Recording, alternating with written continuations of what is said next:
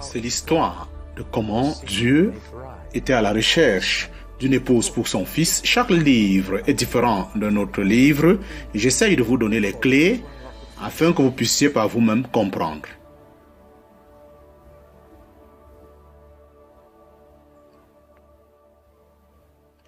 Explication de Genèse, de Éden à Babel. Lorsque Dieu a fini de créer notre monde, Dieu a déclaré que c'était très bon. Cela inclut aussi des personnes, mais qui aujourd'hui peut dire que ce monde était très bon? Peu de personnes peuvent le déclarer. Quelque chose est en désordre et ce qui va mauvais, qu'est-ce qui a rendu les choses mauvaises? Genèse chapitre 3 nous donne la réponse à cette question. Toutes ces relations entre l'homme et Dieu, entre l'homme et la nature, entre l'homme et l'homme, tout s'est gâté. Et qu'est-ce qui s'est premièrement gâté? Cela semble comme si notre monde est plutôt maudit que béni.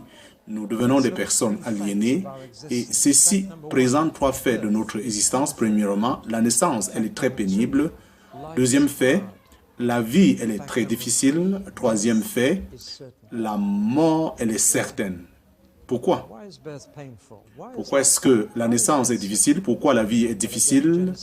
Et pourquoi la mort est certaine? Genèse chapitre 3 nous donne la réponse. La philosophie donne beaucoup de réponses différentes. Certains philosophes disent qu'il doit y avoir un bon Dieu, un mauvais Dieu.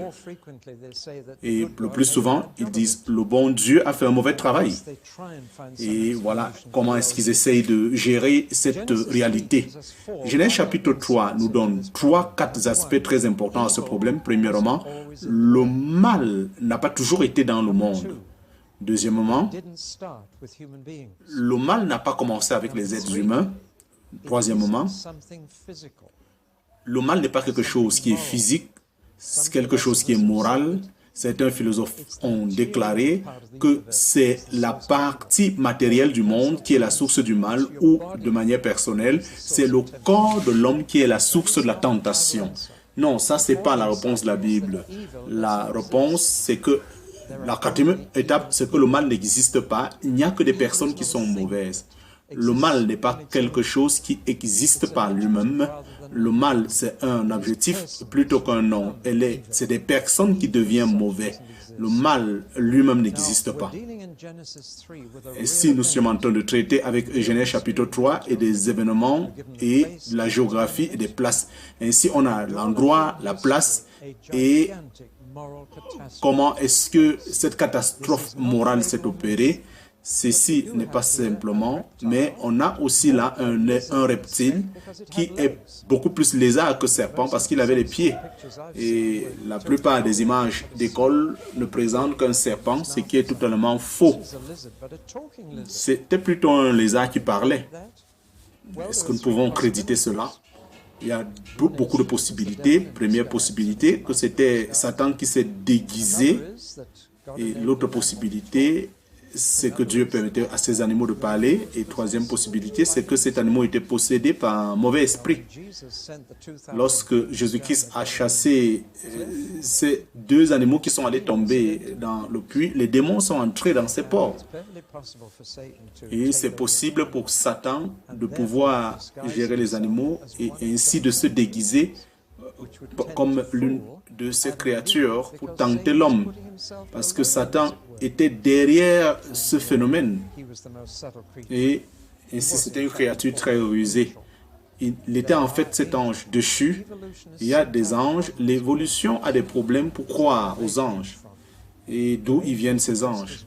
Mais les anges sont réels et plus réels que les êtres humains. Et ils sont intelligents et plus forts que nous. Et j'ai déjà expliqué la signification. Pourquoi est-ce que Satan est allé à Ève? Parce que les femmes, on les fait beaucoup plus confiance. Les hommes ne font pas confiance facilement. Les hommes sont beaucoup plus confiants. C'est aussi comme ça qu'on les trompe plus facilement. Elles sont aussi beaucoup plus confuses.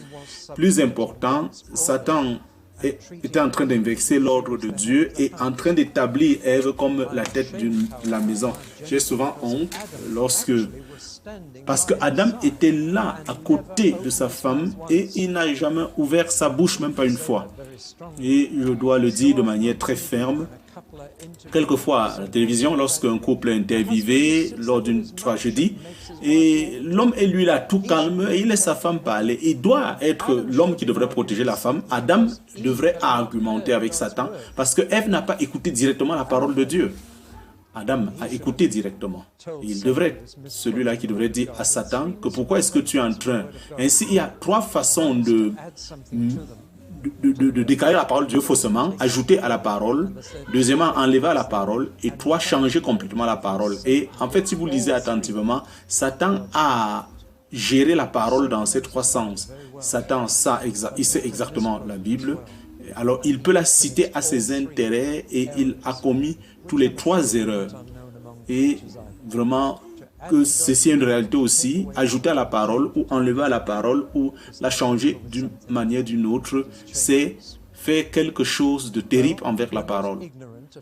Et nous ne sommes pas ignorants des tromperies de Satan et nous savons comment il a pu gérer Ève. Satan, il le fait en trois étapes. Premièrement, il t'amène de douter avec ta pensée, de désirer avec ton cœur et de désobéir par ta volonté. Voilà toujours les plans stratégiques de Satan. Il vous amène à penser à quelque chose qui est faux, en vous amenant à mal interpréter la parole de Dieu. Il vous amène à désirer cela dans votre cœur. Et enfin, il focalise votre pensée. Automatiquement, votre cœur suit. Maintenant, vous attendez juste des incidents. Lorsque les circonstances sont réunies, automatiquement, vous désobéissez. Voilà comment il a traité Ève et nous devions apprendre de ces faits. Là, nous voyons l'autre caractère différent de Dieu qui n'a pas encore apparu. C'est l'aspect du caractère de Dieu qui juge le péché. C'est le côté saint divin. Et ceci est important. Cela, dans Genèse 1 et 2, on ne ressort pas ce caractère, mais ici dans Genèse 3, nous voyons clairement combien Dieu hait le péché et il doit gérer la question du péché. S'il est véritablement un Dieu bon et qui ne peut pas laisser les gens s'entraîner dans le mal, c'est le message de Genèse 3. Et vous vous rendez compte que cette punition était dans un sens poétique. Ainsi, la Bible présente quelquefois l'aspect poétique et l'aspect direct. Et lorsque c'est direct, on voit là, tel que c'est écrit, selon les colonnes, mais dans l'aspect poétique, nous voyons beaucoup d'espace vide qui est présenté. Lorsque Dieu parle de cette forme, il transmet sa pensée à votre pensée pour que vous recevez.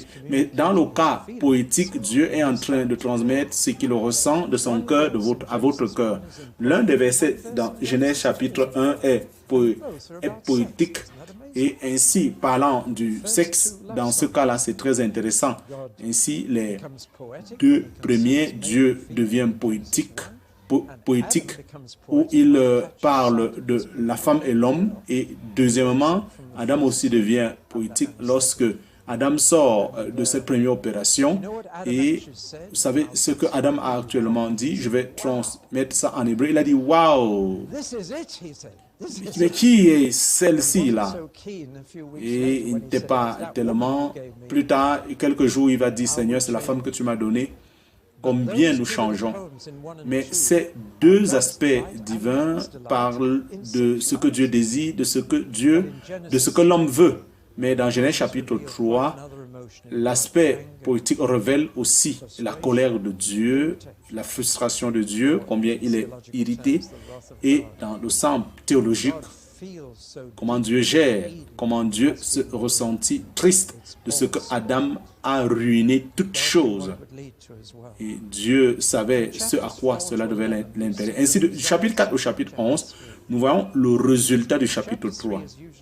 Le chapitre 3, on le refait comme la chute de l'homme qui chute de cette position merveilleuse. Imaginez que les choses ne soient pas passées ici. Imaginez que Adam n'a pas essayé de blâmer Ève ou même blâmer Dieu. C'est cette femme que tu m'as donnée. Il a essayé de renvoyer. Supposez plutôt que Adam a pu répondre à la question de Dieu et dit vraiment, j'ai mal fait, je le confesse. Et certainement Dieu allait le pardonner. Mais ça, les choses auraient été différentes. Alors, on se rend compte, lorsque Dieu a posé cette question à Adam, où es-tu? Dieu savait exactement où Adam était. Ça, c'est une question au début, Dieu voudrait que Adam révèle sa culpabilité simplement. Dieu veut une confession. Lorsque Dieu reçoit la confession, il pardonne. Et c'est ce à quoi Dieu était après. Et la dame a commencé à se couvrir. Mais ceci est prophétique. Avez-vous déjà vu le chemin de ces figues, de ces feuilles de figuier? Ça, ce chemin. Voilà le chemin.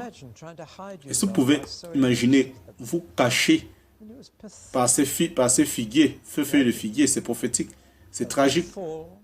Mais cette chute, elle ne pouvait qu'amener la punition, et ainsi Adam a été puni dans la relation avec son travail et Ève dans sa relation avec sa famille. Et ainsi ce reptile est devenu un serpent. Et je me suis rendu à un garage rempli de serpents. Je ne pouvais pas comprendre, mais je me suis rendu.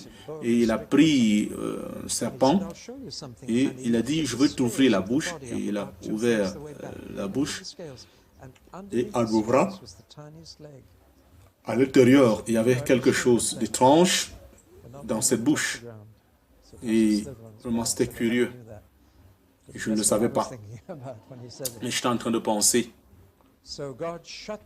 Ainsi, Dieu a raccourci leur vie. Et à partir du chapitre 4 à 9, on a les effets comme une pierre qui versée et ça commence à créer du désordre.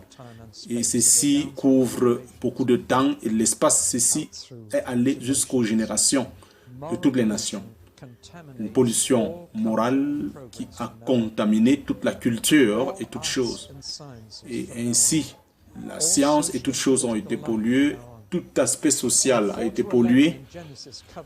Ainsi, de Genèse 4 à 9, ça couvre beaucoup de siècles et Dieu a choisi certains événements qui l'ont beaucoup affecté et qui ont affecté aussi ses objectifs. Ainsi, Dieu a des sentiments. Ceci devient très fort. Et Dieu peut être content, Dieu aussi peut être triste, il peut être joyeux, il peut être attristé. Nous allons étudier les aspects émotifs de Dieu, ses émotions réactives lors de tout ce qui se passait sur la terre. Ainsi, trois événements ont beaucoup marqué Dieu durant ces différents siècles. Premièrement, l'histoire de Caïn, et qui a pu mettre sur pied le matériel pour tuer la destruction. Deuxièmement, Noé et l'arche de Noé, et troisièmement, Nemrod et la tour de Nemrod. Et ces trois événements couvrent beaucoup de siècles de l'histoire humaine. Et voilà les trois choses, beaucoup plus, qui ont une signification pour Dieu et de ce qu'il allait faire. Et c'est concernant la chute de l'homme. Prenons le cas de Caïn premièrement.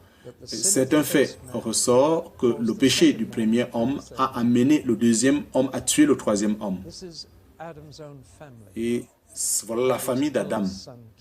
Et voilà son premier fils qui tue le second.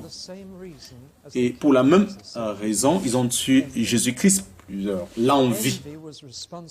L'envie est la responsabilité, est responsable du premier meurtre.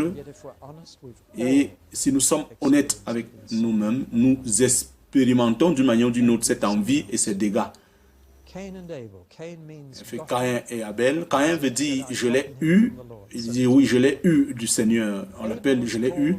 Abel veut dire la vapeur ou le souffle est quelque chose de faible et personne ne peut par lui-même le troisième enfant. Ainsi Dieu donne la faveur toujours au deuxième. Dieu toujours donne la faveur au deuxième. Parce que Dieu ne voudrait pas que quiconque pense qu'il a le droit naturel de l'héritage. Ainsi, Dieu est toujours en train de choisir le plus jeune. Et on peut voir pourquoi Dieu a accepté le sacrifice d'Abel. La raison, c'est que Abel certainement a appris de ses parents que le seul sacrifice qui est digne et que Dieu peut accepter et digne d'être offert, c'est le sacrifice du sang. Le résultat d'une vie qui est prise. Lorsque Dieu est en train de gérer, Abel savait exactement que Dieu a géré les animaux pour pardonner le péché. Et ainsi cela révèle que Dieu est celui-là qui a commis le premier sacrifice. Et si Dieu est celui-là qui a tué l'animal et a couvert Adam et Ève. Le sang a été versé afin que le péché et la honte soient couverts. Ainsi, ce principe commence depuis et tout jusqu'au calvaire.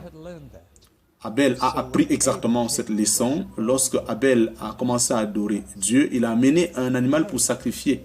Par contre, Caïn, il a simplement apporté les fruits de la terre. Et juste un festival, de fête. Et Dieu a honoré le sacrifice d'Abel. Et ceci a rendu Caïn fou. Et Dieu a interpellé Caïn. Fais attention, tu es dans une position très délicate. Le péché est couché à ta porte. Et il est en train juste d'attendre que tu lui donnes l'occasion. Et vous connaissez toute l'histoire par la suite. Ainsi, il a trompé son frère et en donnant de faux prétextes, il l'a enterré et en fait, il a déshonoré son frère. Il n'avait rien à faire avec son frère. Et on peut voir comment un péché a entraîné d'autres. Il y a un modèle qui ressort ici et on peut voir que des gens mauvais vont toujours haïr ceux qui sont bons et que ceux qui ne sont pas de Dieu, ils ne vont qu'envier ceux qui sont de Dieu. Et ceci va continuellement causer cette division pendant qu'on va avancer dans toute l'histoire humaine. C'est un fait étrange. Et c'est Platon qui disait que si un homme parfait vit sur cette terre, on va le crucifier. Mais ça, il y a des siècles qu'il a dit ça avant Jésus-Christ. Nous vivons dans un monde qui a échoué, où la bonté est haïe, où des personnes disent « nous ne voulons pas ce qui est parfait » et ils excusent donc le mal en eux. Et tout ce qui est en train de challenger cette réalité est haï.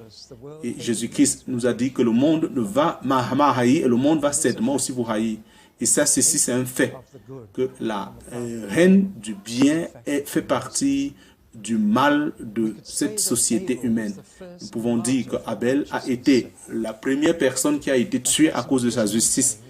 Et ceci, ce n'est pas simplement moi qui le dis, Jésus-Christ aussi a déclaré, il dit, le sang du juste Abel a coulé jusqu'à Zacharie. Et ainsi, on peut voir que beaucoup d'autres vont suivre.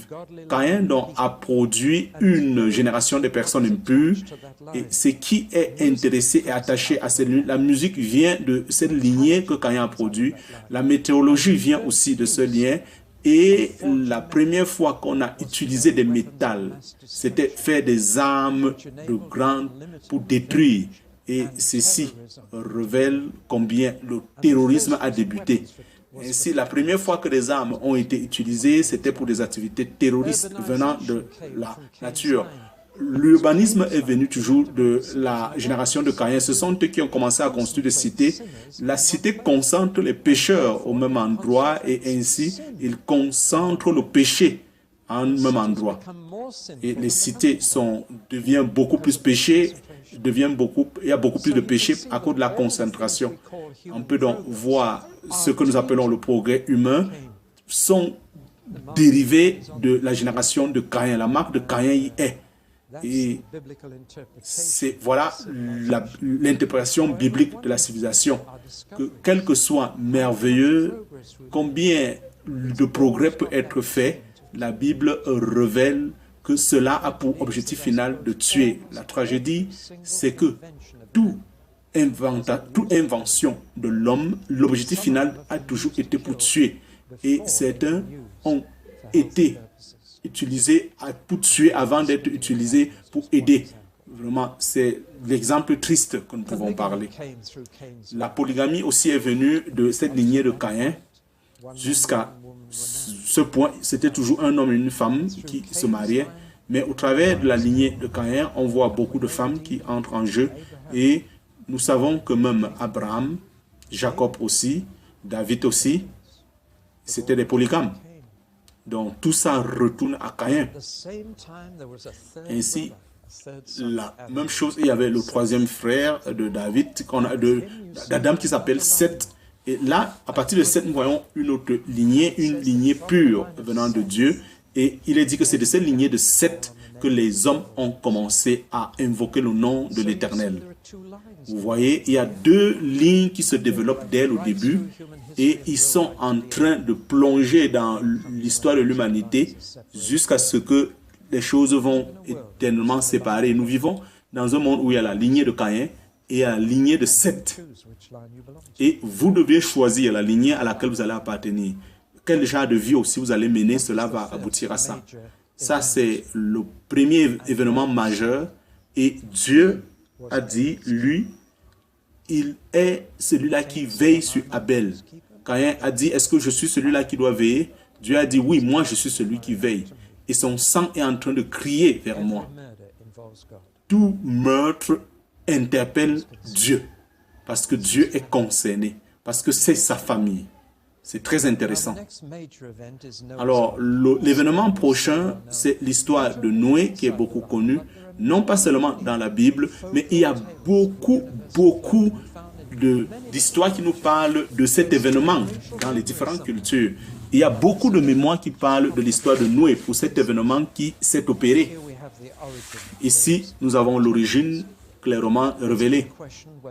Et beaucoup de questions ont été posées, comment ça a été bâti, mais je pense que c'est une question, comment est-ce que l'eau était partout sur la terre et couvrait le monde entier, et couvrant les lacs jusqu'en Mésopotamie, comment cette plane où l'Euphrate est en train de couler, c'est juste cela révèle, les historiens révèlent, il y a de cela plusieurs années, un homme en anglais appelé Lynon Bullin, tel que nous le voyons, il se tient là, a pu filmer et a dit, nous avons découvert nous avons découvert ce bateau et ils ont déclaré comment le bateau était et ils ont proclamé qu'ils ont trouvé ce bateau. Et certainement, il y a plusieurs sur cette région et ils ont trouvé beaucoup qui sont demeurés. Et peut-être c'est beaucoup de bateaux ou ce seul bateau, la question reste posée. Je ne sais pas si vous voyez des programmes de télévision qui font des recherches dans ce sens. Et il y a beaucoup d'années de cela, des expéditions ont été faites où les Russes ont approuvé pour aller étudier ce qui ressemble à ce bateau de Noé. Et beaucoup de choses sont vues. Mais ce qui est intéressant dans la Bible, ce n'est pas l'aspect matériel, mais c'est l'aspect moral. Et c'est ce qui est plus intéressant. Pourquoi est-ce que cela est arrivé? La réponse est là. C'est parce que Dieu a regretté qu'il a créé l'homme. Je pense que c'est un verset très triste dans la Bible. Vraiment, j'ai vu des parents qui disent concernant leurs enfants, « Ah, ça aurait été mieux que je ne puisse pas avoir cet enfant. » On écoute souvent ça. Et Dieu dit, « Pourquoi est-ce que j'ai pu créer ces hommes? » Vraiment, c'est « Pourquoi est-ce que je vais pu les mettre en faisant les humains? » Et ça communique les sentiments divins, ça révèle les sentiments divins. Et le résultat, c'est de gérer les choses telles que nous voyons, balayer les êtres humains de la terre. Et ce qui s'est passé pour que cette crise soit jusqu'à là. Nous lisons une partie de l'histoire, mais on a beaucoup plus de cette histoire dans un livre écrit entre les deux, que nous appelons les livres apocryphes, le livre d'Enoch. Et puisque ce livre est cité dans le Nouveau Testament comme vérité, Jude et Pierre citent ce livre et nous pouvons considérer ce livre, même si ça ne fait pas partie de la parole de Dieu, mais les récits qui donnent, c'est de l'histoire vraie. Et ce livre est en train de nous présenter qu'il y a de cela presque 300 anges dans la région du mont Hermon qui ont été envoyés pour pouvoir veiller sur le peuple de Dieu. Ils sont plutôt tombés en amoureux avec les hommes. Ils ont eu le sexe avec eux. Ils les ont séduits et ils sont devenus enceintes. Et ils ont produit ce qu'on appelle une génération hybride. C'est-à-dire des hommes qui étaient comme hommes-anges. Ce n'était pas l'ordre de Dieu. Et ceci est mentionné dans Genèse chapitre 6. Les fils de Dieu ont vu que les fils des femmes étaient belles. Et cela a donné une naissance de certains enfants appelés les Néphilim, qui étaient des géants. Nous ne savons pas comment ils étaient, mais c'était une créature un peu spéciale, très étrange. Des films sont produits aujourd'hui pour illustrer cette réalité. Des choses très horribles de la naissance. Alors que la réalité, c'est que c'est le Saint-Esprit qui a accompli, mais c'est très étrange pendant que nous sommes en train d'étudier, mais il est clair que cette relation entre les anges et les hommes, très terrible, et c'est juste une abomination aussi quand les hommes et les animaux se mettent ensemble. Dieu n'a jamais voulu ça. Mais c'est intéressant de se rendre compte que cette combinaison terrible, c'est là où l'occultisme même a commencé parce que ces anges ont enseigné ces femmes la sorcellerie et on peut tracer l'occultisme juste à cet événement. Et il est dit que l'effet de cette perversion, c'est qu'il y a eu une violence terrible qui a rempli toute la terre. C'est quelque chose amène les hommes et la violence a rempli la terre et finalement, Dieu a vu que chaque imagination des pensées du cœur de l'homme n'allait que uniquement vers le mal. Vraiment, quelle déclaration! Chaque imagination des pensées de l'homme, c'est très clair. Et ceci, ce sont des personnes qui ont été faites à l'image de Dieu. Et vous pouvez imaginer jusqu'où les hommes sont tombés. Et Dieu a dit, non, ça c'est trop. Mais étant Dieu, il est très patient.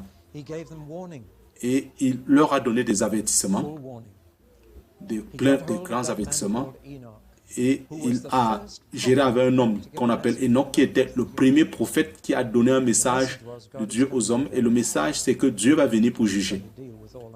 Et Dieu va traiter avec cette vie corrompue. Ainsi, Enoch, à l'âge de 66 ans, a eu un fils et Dieu a donné le nom. Et le nom de l'enfant devrait être appelé, lorsqu'il mourra, ça va se passer. Vraiment, quel nom très étonnant. Imaginez, lorsque cet enfant, le maître lui demande en classe, quel est ton nom? Lorsque je vais mourir, ça va se passer. Alors, as-tu fait ton travail? Oui, il va mourir. En anglais, il n'y a pas un mot comme ça. Vous savez ce que ça veut dire en araméen? Ce nom veut dire Methuselah. Methuselah. Et Enoch savait que lorsque son fils va mourir, Dieu va certainement juger le monde. Et c'est pourquoi Methuselah a vécu plus longtemps que tous les êtres humains. Parce que Dieu est rempli de patience. N'est-ce pas merveilleux? 937, Methuselah est mort. Et le jour qu'il est mort, la pluie a commencé. Il n'avait jamais plu, le déluge a commencé. Et Enoch, le grand-père d'Enoch, qui est Methuselah, c'était un homme appelé Enoch. Et ses 3 enfants ont bâti cette arche. Et selon le plan conçu de Dieu, vous connaissez l'histoire. Et ce photographe a pris un film, dans un film appelé Au commencement. Et ceci présente Noé. Et pendant qu'il jouait ceci, ces animaux l'ont suivi. C'était quelque chose de très étonnant. Et dans la première partie, ces animaux l'ont suivi et on peut le voir dans le film. Et qu'est-ce qui est là en bas? Vous reconnaissez ce bateau? C'est l'un des meilleurs bateaux d'aujourd'hui. Lorsque j'étais à l'université en 1980, j'avais un frère appelé John. Lorsque j'ai étudié la science, il a étudié sur la marine, comment on construit les bateaux. Et ça, c'est son travail. Et c'est le premier bateau dans l'histoire qui a été conçu selon le matériel de Noé. Parce qu'il a argumenté que Dieu a su gérer de manière très parfaite pour que les choses puissent être faites. Et ça, c'est l'un des meilleurs bateaux qui a été bâti. Et vraiment, je l'ai pris parce que c'est des choses venant de la Bible, c'est vrai. Et je veux juste vous aider. Alors, je vous ai dit ce qui s'est passé avant le déluge. Excepté qu'il y avait une seule famille, un prédicateur, avec ses 3 enfants, avec ses 3 filles et sa femme. Et ils ont prêché et ils pratiquaient aussi la justice. Et ils parlaient et on se moquait d'eux. Ah, pourquoi tu es en train de construire un bateau ici? Vraiment, il n'y a pas de la mer. Il dit, le temps vient, le jugement de Dieu arrive. Ah non, ça ne peut pas. Et on se moquait de lui. Mais 8 personnes ont été sauvées. à partir de ce déluge. Après le déluge, Dieu a fait la promesse qu'il ne pourra plus jamais le faire aussi longtemps que la terre existe. Ainsi, Dieu a fait une alliance avec toute la race humaine qui ne peut plus détruire la terre, mais qu'il va supporter les humains, la terre, en pourvoyant à tout ce qu'il faut pour le bien-être. Et c'est la promesse que Dieu a donnée, et Dieu a mis ce que nous appelons sur l'espace, c'est-à-dire la lumière et l'eau. Et lorsque ces deux viennent ensemble, nous voyons, et ceci nous rappelle, Dieu dit, c'est au travers de que je vais vous donner ma promesse. Et ceci permet, Dieu nous rappelle. Et Dieu garde cette promesse, même si les gens voudraient. Dieu, lorsque tu vas détruire tous ces gens mauvais sur la terre, nous allons nous réjouir. Avez-vous entendu des gens parler ainsi? Comme si Dieu devrait arriver et détruire tout le monde. Et bien que nous soyons innocents.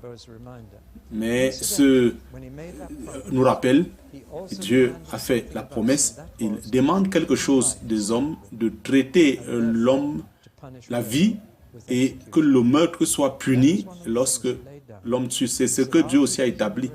Il a dit, je vais garder la race humaine vivante, je vais vous donner tout ce qu'il faut, vous le croyez ou pas. Chaque année, il y aura assez de nourriture dans ce monde pour nourrir la population. En fait, pendant les moments de la famine en Éthiopie, il y avait 37% plus de nourriture dans ce monde. Non, ce n'est pas la faute de Dieu. C'est notre faute, l'égoïsme de l'homme. Donc Dieu garde sa promesse. Il dit, vous aussi, vous deviez considérer la vie très importante. À telle enseigne que si quelqu'un tue quelqu'un, on doit ôter sa vie. Je crois que vraiment le fait qu'on a pu abandonner la mort par pendaison, c'est parce qu'on a abandonné de mettre la valeur sur la vie. Ici, Dieu a fait cette alliance avec l'homme. Le prochain incident qui a beaucoup affecté Dieu, c'était la tour de Babel. C'était la tour de Babel. Et un homme appelé Nemrod, mais il était plutôt en train de pouvoir chasser les hommes, non pas les animaux. Un agresseur. Et il avait tellement d'ambition. L'ambition pour l'humanité de bâtir une tour qui va même arriver jusqu'au ciel, qui va défier Dieu, bâtir un nom pour lui-même, une réputation. Nous savons à quoi ressemblait la tour durant ces années-là. Voilà un peu, je vous montre un peu l'image de cette tour qui étaient construits, mais c'était des grandes pierres qui étaient construites jusqu'au sommet, et au sommet, ils utilisaient l'astrologie, mais ce n'était pas quelque chose de beaucoup reconnu que Nemrod a pu bâtir, c'était juste pour exprimer sa puissance. Et j'ai trouvé ceci dans le Time Magazine récemment, et ils sont en train de bâtir des tours présentement dans le monde. Nous voyons ces temples qui sont en train d'être bâtis, une fois de plus. Là, nous avons cette tour en Malaisie, les deux tours, et elle est presque finie. Mais là, au Japon, en Turquie, ils sont en train de bâtir une tour du Millennium qui va être 800 mètres de long. Vraiment, 800 mètres. Vous êtes dépassé, vous êtes surpris de l'orgueil de l'homme et son orgueil et cette confiance folle que nous allons bâtir une tour qui dépasse pour tout le monde, qui dépasse tout le monde. Et vous venez voir si vous voulez. Et il y a cette tour à Chicago, et Chicago aussi est en train de vouloir bâtir une tour qui aura plus de kilomètres, c'est-à-dire bâtir ce monument qui aura plus d'1 kilomètre. Et c'est terrible. Cette tour de Babel a beaucoup offensé Dieu. Et Dieu a dit, si je les continue de faire ainsi, de construire par eux-mêmes, je ne sais pas où ça va pouvoir finir. C'est pourquoi Dieu a donné le don des langues. pour la première fois. Et actuellement, il a donné beaucoup de différentes langues, à telle enseigne qu'ils étaient confus l'un l'autre. Et ainsi, l'humanité pouvait être... Pendant que nous lisons cette histoire, vous allez lire l'histoire par vous-même. Je vous donne juste des clés. Vous pouvez voir comment la forme et le péché d'Adam est en train de créer des effets. Et jusqu'aujourd'hui, il y a toujours l'orgueil de l'homme qui peut faire des choses ainsi. Que nous sommes les tout-puissants. Ainsi, nous voyons deux choses au travers de ces chapitres. Nous voyons de l'autre côté la justice de Dieu. Il est toujours en train de gérer la situation. Il va toujours punir la situation. C'est un Dieu rempli d'amour, un Dieu juste. Il punit Adam et Ève, il punit Caïn. Ainsi, il gère tout ça. Peur d'être tué. Il punit la génération d'Enoch. Non pas Enoch, mais toute sa génération aussi. Et nous devions nous rappeler qu'à tout moment, Dieu peut balayer la race. Un jour, la fin du monde pourra être là.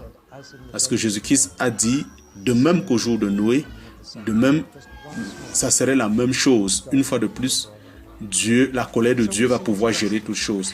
Nous voyons donc la justice de Dieu, mais au travers de cette justice de Dieu, nous voyons la miséricorde de Dieu. N'est-ce pas merveilleux? Même avec Adam et Ève, il leur a fait des habits de peau. Même avec Caïn, il lui a mis une marque sur sa face afin qu'il ne soit pas tué. Et par-dessus tout, nous voyons Dieu qui établit une ligne. La parole présente les deux aspects et ceux-là qui ont invoqué le nom de l'Éternel, cette lignée. Ainsi, Dieu, au travers de cette lignée, de ceux qui invoquent le nom de l'Éternel, nous voyons la justice de Dieu, la miséricorde de Dieu aller ensemble. Mais il y a un conflit entre eux. Comment est-ce que Dieu doit réagir lorsque son peuple se rebelle dans la justice ou dans la miséricorde? Et ce conflit a commencé dans l'Ancien Testament et va jusqu'à la croix. Et il y a ce hymne sur la croix de Jésus-Christ qui présente un certain fait. Et ainsi, la justice de Dieu ne peut qu'être accomplie. Et c'est ça le résultat. Si je vais devoir clôturer, mais je vais clôturer d'une manière intéressante. Parmi les gens qui ont été dispersés dans la tour de Babel, il y avait un groupe qui est monté jusqu'à l'est et qui ont traversé les montagnes et se sont établis. Et ils sont devenus cette grande nation qu'on appelle la Chine. La culture chinoise retourne jusqu'à cette fondation. Et leur lettre alphabet révèle au travers des langages, tout leur langage retourne à Babel. Et le langage qu'ils ont utilisé en Chine, ils ont révélé ça sur une forme d'image. Et ce qui est merveilleux, dans la langue chinoise, vous pouviez reconstruire toute l'histoire de Genèse 1 jusqu'à 11 à partir des images dans leur langue. Et en fait, un missionnaire est allé en Chine et il dit les premiers 11 chapitres de la Bible sont dans votre langue. Vous avez gardé tous les mémoires de cette langue. Et le reste, l'histoire va vous parler. Donc, c'est-à-dire qu'en Chine, le mot créateur est regardé comme venant la terre, de la vie et quelque chose qui se déplace. Voilà leur mot de création. Le mot de Satan est fait de la personne, un fils, l'image du jardin d'Éden, l'image de quelque chose de privé, de secret. Le diable, c'est quelqu'un de secret. Et c'est le mot pour être tenté, il est fait de mots de diable plus deux arbres et l'image de quelqu'un qui est rusé. Ainsi, le mot bateau en chinois, c'est un conteneur, c'est une personne. Donc, le bateau, c'est quelque chose qui contient des gens. Donc, on peut reconstruire toute Genèse au travers des images de la langue chinoise. Et on peut voir qu'au départ, ils ne croyaient qu'en un seul Dieu. Après, Confuce et Bouddha sont venus, ils ont commencé à croire en beaucoup d'autres choses. Ainsi, la langue chinoise, elle est une confirmation très claire que ces choses se sont effectivement passées et qu'ils ont gardé ça dans leur mémoire lorsqu'ils ont été répandus. N'est-ce pas fascinant? Vraiment, c'est merveilleux pour nous de le comprendre.